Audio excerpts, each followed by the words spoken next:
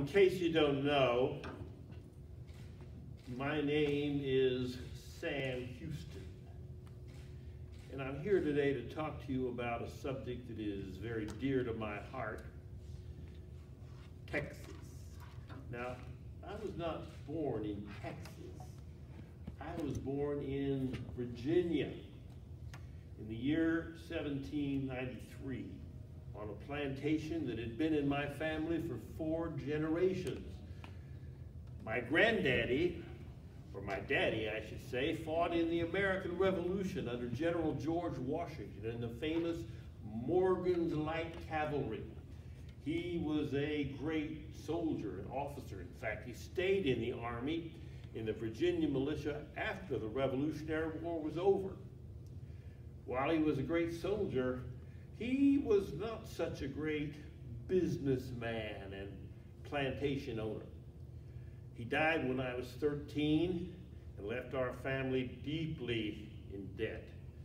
My mother was a strong woman. She moved our family far to the west. Now today, when you think of the west, you probably think of California. But in those days, the west meant the mountains of Tennessee. Now, I was the 5th of 9 children. I had 4 older brothers. Now, you want to know a difficult situation in life? How about being the 5th child with 4 older brothers and no daddy at home? That's tough. My older brothers thought that I should be a farmer. Problem is, I didn't like farming or working in the fields.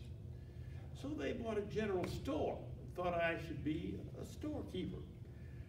Next problem, I didn't like standing behind the counter all day. There were 2 things that I loved. First of all, I loved to read, and I read everything I could get my hands on. I practically memorized the Iliad, the Odyssey. I loved great works of classical literature, geography, and in those days, books were hard to come by. But again, I read every book I could get my hands on. The second thing I loved was the free life of the American Indian.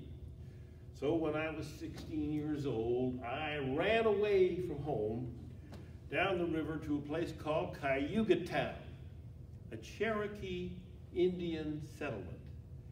The name of the chief was Uluteka. The settlers called him Jolly John, or John Jolly. He took me in. He gave me the name Colonel, which means the raven. He was a stepdaddy to me, a second father. Now, one thing I liked about Cherokee life, Cherokee boys didn't do household chores. Cherokee boys did not work in the field. That work was done by women. Cherokee boys occupied themselves in hunting, fishing, games of war, that type of thing. Now, during this time working with them, I did find myself in debt. So after being with them a little over 2 years, I went home to Maryville, my hometown, and decided to start a business. I started a school, and I called it Sam Hiuston's Schoolhouse. Now you may say, wait, hold on. You don't have the credentials to be a school teacher. But in those days, if you thought you could teach boys and girls to read, to write, to figure, to do the things they needed in life, you could start your own school, and if their parents agreed, they would pay you and you were in business. Now I did that for part of a year, but that didn't last too long, and I thought I could use some education of my own. So I enrolled in the academy at Maryville. 5 years later to become Maryville College, which exists to this day. But then that didn't last too long either, because you see the year was 1813. And what had happened a year before, in the year 1812? A war had begun with England. The The war we know today is the War of 1812. And one day there marched into our town a recruiting party from the United States Army. I loved their shiny uniforms, and I remembered my daddy's war stories, so I enlisted as a private in the Army. A few months later, I was a sergeant. A few months after that, I was made a lieutenant, an officer, serving under the famous General Andrew Jackson, who also became like a stepdaddy to me. About a year later, I was serving in the state of Alabama and was involved in a battle called the Battle of Horseshoe Bend. General Jackson ordered me to take my men over a wall. I was wounded. I took an arrow in the leg, a bullet in the shoulder, and fell on the battlefield. I was taken to the medical tent, but the Army surgeon said I was too far gone, it would be too painful. Besides, I probably would not survive the night. But I did not die. I survived. It took me over a year to recover. They took me home, and on those days, they didn't have nice modern ambulances. They took me home in a rough wagon over dirt roads. A painful experience. My mama didn't even recognize me except for my eyes when I got home. After about a year I recovered. I remained in the Army and found myself in the inner circles of Andrew Jackson in Washington, D.C. He knew of my background with the Indians, and that was of use to him at the time. I left the Army after 5 years, returned to Tennessee where I studied law, became a county attorney, joined the militia, and was elected by my fellow officers. I was not appointed by a governor. I was elected by my fellow officers as commanding general of the Tennessee militia. Now, I was in the right political circles, being connected, with Andrew Jackson, and was elected to Congress, where I served 2 terms. I learned a great deal there, hearing orators like Daniel Webster, Henry Clay, well known in American history. After 2 terms, I returned to Tennessee. I continued as a lawyer briefly, and then I ran for governor, and at 32 was the youngest man ever elected governor of Tennessee. Now, I need to tell you something before someone else does, and that is that I did have a reputation of being a heavy drinker and a carouser. Well, folks, when you were shot in those days, they didn't have all these nice drugs. Alcohol's the only thing they had to ease the pain. So maybe I went a little overboard on that. Nonetheless, I was elected again governor in 1836. Folks told me that I needed to settle down, have a wife and a family. So I married a girl.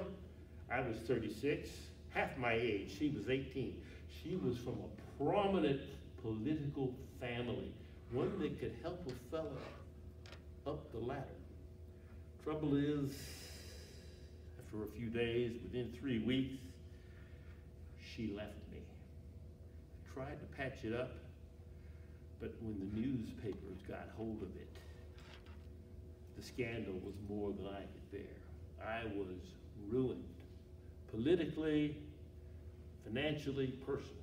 So I resigned my position as governor in disgrace, got on some boats and went down the river to where my old stepdaddy, Ulu Teka, had moved in Oklahoma. And there again, I set up shop with my Indian family. I started a trading post, took on an Indian wife, whereas I had been known as the Raven, now I was known only as the Big Drunk. But Ulu Teka knew that I had contacts in Washington with Andrew Jackson. In those days, the Cherokee needed a friend in Washington, so I became an official member of the Cherokee tribe. And I went to Washington as their ambassador, as their representative. I didn't even own any American clothing in those days. I wore Indian garb. Once again in Washington, I became embroiled in Washington politics. And there was an incident. There was a congressman there who accused me of financial wrongdoing. I challenged him to a duel. They did that in those days. He refused. So one night we got into a brawl on the streets of Washington. He took out a gun, tried to kill me. Fortunately, it misfired, or I would not be telling you this story today. But I thrashed him pretty good. I was arrested and taken before a hearing in the House of Representatives. It lasted a full month. My attorney was none other than Francis Scott Key, who wrote the Star-Spangled Banner. But I decided at the end, this was covered in all the newspapers. If it were going on today, CNN and Fox would be covering this thing nightly. So it was a media event, and I chose to make my own closing arguments and was greeted with a rousing ovation and exonerated with just a slap on the wrist.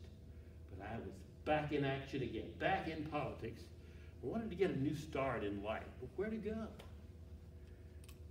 There was a place where lots of folks were going in those days, Texas. So I went back to Oklahoma, closed down my trading post. My Indian wife decided not to go with me. Divorce was not that big a deal, or separation in their culture, so I went by myself to Texas. I traded my old horse for a white horse, and on the 2nd of December of 1832, I rode into Nacogdoches. I was already well known in Texas, for you see, the folks in Texas read the papers from America. They knew of my exploits as a soldier, as a congressman, a governor, and they knew about me as a fighter. They sort of liked that kind of thing in Texas. Now let me tell you what had been happening in Texas before I got there. About 300 years earlier, a group of Spaniards, about 80 of them, were shipwrecked on Galveston Island. Their leader was a man named Cabeza de Vaca. They were in rough straits. There was no one to help them. They were taken in and actually enslaved by the Indians. About 5 later, and I should say that after a year, only 12 of them were still alive. Texas was a rough place for comfortable Europeans to survive. 5 years after the shipwreck, Cabeza de Vaca and 3 others escaped and traveled 2,500 miles over a 2-year period until they landed on the west coast of Mexico. They brought with them tales that they had heard of gold and silver and treasure in Texas. Now, it was not unusual the Spaniards would be interested for Africa. They had found gold and silver in Mexico and in Peru. Why wouldn't there be such treasure in North America as well? So they sent a couple of expeditions, the largest one led by a man named Coronado. It was a grand event. They had more than 1,000 men, more than 1,500 horses and pack animals, even sent a supply ship up the Gulf of California, a very expensive ordeal there. They traveled for months on end. All they found were poor Indian villages. They found great herds of buffalo. They also discovered the Grand Canyon, but there wasn't much market for tourism in those days. And oh yeah, they discovered one other thing. They found this black, gooey substance coming up out of the ground that they knew that could never be of value to anyone. So they returned in failure and disgrace. And for 150 years, the Spaniards had no interest in Texas. It was simply a land occupied by Indians that were hostile. And Spaniards had it good enough down in Mexico. Why should they subject themselves to difficult ordeals in Texas? 150 years after that point, a group of Frenchmen, about 200 in all, also were shipwrecked under a man named La Salle. A year later, only about 20 of them were alive. 7 of them made their way back up to Canada, eventually to France, and La Salle was not among them. So in Texas, here was the situation. The French owned Louisiana, and they claimed Texas. The Spaniards were in Mexico, and they claimed Texas. Now, the Spaniards knew that in order to fully claim the land, they had to have people there. But as I said, no one would go. So they sent soldiers and priests to build missions and forts, hoping that they could convince the Indians to become good Catholics and good Spaniards. Didn't work so well, so that after 300 years, trying many, many missions, all they really had to show for themselves was 3 towns, San Antonio, Goliad, and that trading post up in the northeast corner called Nacogdoches. In the late 1700s, big things began happening in North America. 1776, Declaration of Independence. 1802, Thomas Jefferson purchases the Louisiana Territory. 1811, Father Miguel Hidalgo, the Grito the cry of independence from Spain. 1821, the Mexicans achieved independence from Spain. So in Texas, here was the situation. The Mexicans owned Texas. There were 2 big problems. The first was illegal immigration. Not Mexicans wanting to come to America, but Americans wanting to come to Mexico. That was the small problem. The big problem was Comanche and Apache raids deep into Mexico. So the Mexicans came up with a solution to both problems. They decided to invite Americans to come into Texas, not as adversaries, but as their friends. They allowed impresarios like Stephen F. Austin to bring in large groups of settlers, for they knew that the Comanches would probably invade them. Why should they ride for hundreds of miles deep into Mexico when they could achieve their success by riding 20, 30, 40 miles east into Texas? After all, the Mexicans had no claim on the great hunting grounds of the Comanches, and the Texans did. So this was the situation in Texas. Now, if you had been in America wanting to come to Texas, all you had to do was pledge allegiance to Mexico, become a citizen, join the Catholic Church, and you were entitled to up to 9 square miles of land for about $30 down. Seemed too good to be true. And so the Americans came, and they came by the thousands, so that by 1830 there were 10 Texians in Texas for every Tejano. Now, a little definition here. A Texian is a Texan of U.S. or European descent, while a Tejano was a Texan of Mexican descent. They sent some representatives there to check the situation and found that the Texans weren't becoming very good Mexicans. They weren't learning Spanish. They weren't real good Catholics either. So they closed off immigration around 1830 and caused some problems because a lot of the Texans still had family that wanted to come. They opened it up around 1832 and new people came to Texas, and there developed 2 parties. The Peace Party, consisting mainly of people from places like Austin's colony who had a good deal with the Mexican government, and the War Party, consisting of people like William B. Travis and others who didn't get such a good deal. They had a couple of conventions in 1832, 1833 to try to come up with some good negotiations with the Mexicans. They even sent Stephen F. Austin down to Mexico City to negotiate for them with their friend, Antonio Lopez de Santa Anna, who had just been elected president of Mexico. When he got down there, things were in disarray, and it was hard for him to find anyone to even talk to. During this time, Santa Anna, who had once been a Federalist and a Republican, became a centralist and a brutal dictator.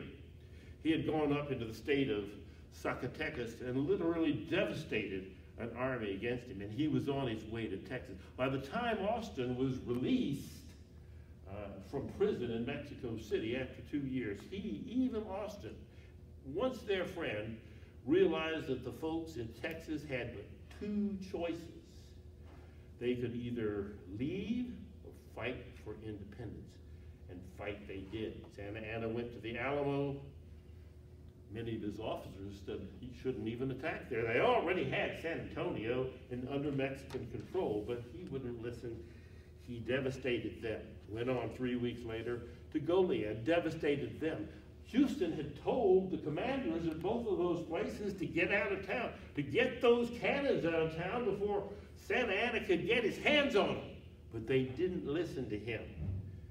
So Sam Hiuston, with 400 men, began to retreat to the east, recruit, train. Until the 20th of April, he had about 1,000 men, as did Santa Anna. Now, you already know the story of San Jacinto, how they waited until the afternoon to attack. The battle lasted 18 minutes, and Santa Anna was captured the next day. Hiuston knew that Santa Anna was more valuable alive than he was dead. He then agreed, Santa Anna agreed to call off his troops, send them back to Mexico. They were glad to go. It wasn't pleasant serving up in Texas. He also signed a Treaty of Velasco. He agreed that the border should be the Rio Grande. So Texas in 1836 was an independent nation. I was wounded in the leg in the Battle of San Jacinto, went to recover in New Orleans, came back several weeks later and was elected first president of the Republic of Texas. Now, as the president of Texas, I wanted three things. First, I wanted to establish peace with the Indians. I thought that I was the only one who could do this, because it was not a stretch for me to say I was one of them, because I was one of them. Secondly, he wanted peace with Mexico. And third, he wanted to become a state of the United States. Politically, this was not possible. He was succeeded by a man named Mirabeau B. Lamar, who wanted the exact opposite of what Hiuston wanted. With the Indians, he wanted either to drive them out of Texas or to kill them all. With the Mexicans, he wanted only to take control of all their northern territories and create a Texas that went clear out to the Pacific Ocean. And with the United States, he wanted to create a rival nation allied with the nations of Europe that would be a thorn in the side of the United States. But he didn't have the money or the people to do this. I was president the third term and had to clean up those messes with the additional battles with the Indians, with the Mexicans coming over the border. Finally, my next successor was a man named Anson Jones, and under his leadership, Texas became the 28th state of the United States. But there again, a problem with Mexico over the border. The Mexican-American War occurred.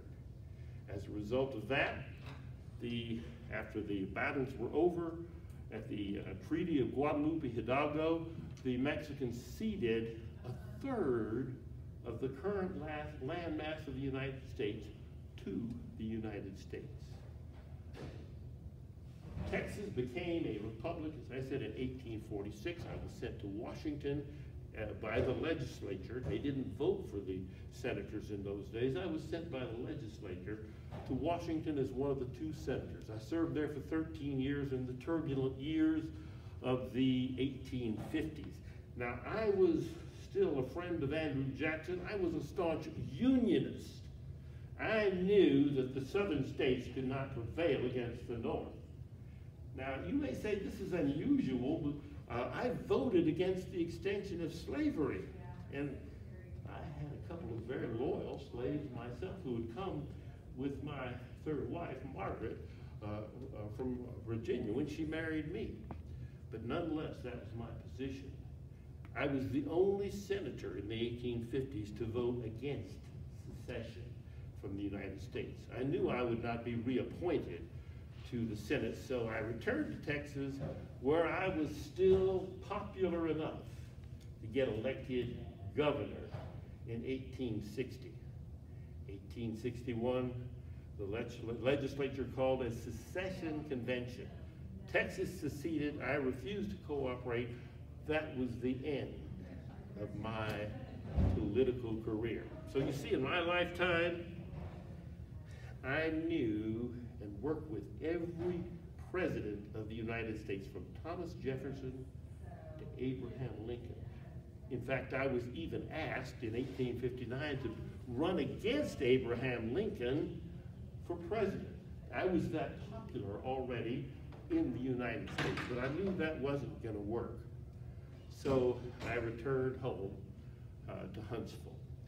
In my lifetime, I started as a citizen of the United States, became a citizen of the Cherokees, of Mexico, of Texas, the United States, and even against my will, the Confederacy. My life is a story of new beginnings, which should be the story of everyone's life. I had a new beginning with the Indians, a new beginning when I joined the Army, when I went to Washington as a congressman in the politics, as a governor, and most importantly, I had a new beginning in Texas, a place where so many people through the years, from all over the United States, from all over the world, have come for that new beginning. Thank you for your